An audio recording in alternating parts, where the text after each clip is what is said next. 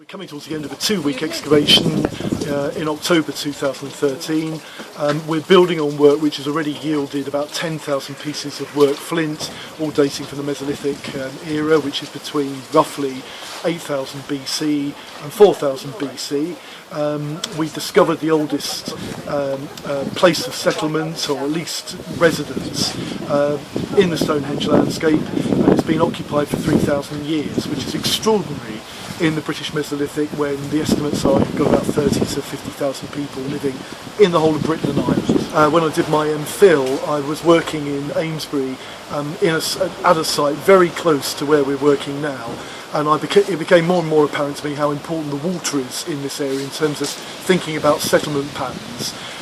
I researched an area called Vespasian's Camp, where it had been widely assumed the 18th century landscaping of that place had denuded it of all of its archaeology, so it just smashed it because of all of the new gardens. And I discovered that in the northeast corner of the camp, actually that landscaping hardly happens, and it meant that a feature that people had assumed was an 18th century pond was likely to be a much older feature, and in fact that was absolutely the case. It was an ancient spring head. Well, this building to the side of us here is the nascent Amesbury Museum. It was set up on the back of our finds. I think my team and we feel so proud. It's one of the best parts of the project, and it just shows how archaeology can really inform a community now in terms of its identity, and that people begin more and more to realise how important that is. And this can happen in any community, anywhere, that everybody's got something under the ground.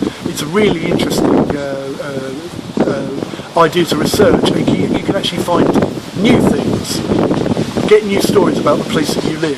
That's happened here, and on the back of the new stories we've, if you like, provided for the people of Amesbury, this museum is being put up. Learning about the past is absolutely crucial. It actually gives you a sense often of where you are in life, your understanding of things, the type of analysis that we're having to make about environmental factors, how they affect, if you like, people's happiness, where families may be living, for example. These are all things that are relevant now, but more than anything, I think it gives people a sense of self-respect about the places that they call home.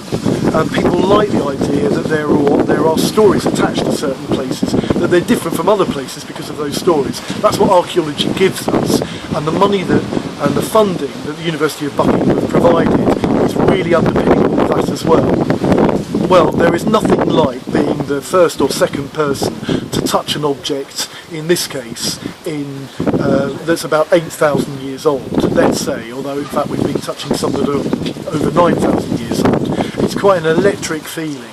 You feel your way through the mud, you pick out an artefact, you see that it's been frozen in time underneath the dark earth for all that time, and then suddenly you're touching it again and you're making sense of it, and you're doing those people in the past justice, because you're trying your best to get their stories out, that is a really wonderful feeling. And as I said before, in a way that's quite liberating in terms of yourself. It gives you new ideas about life now and society now and how you operate in it.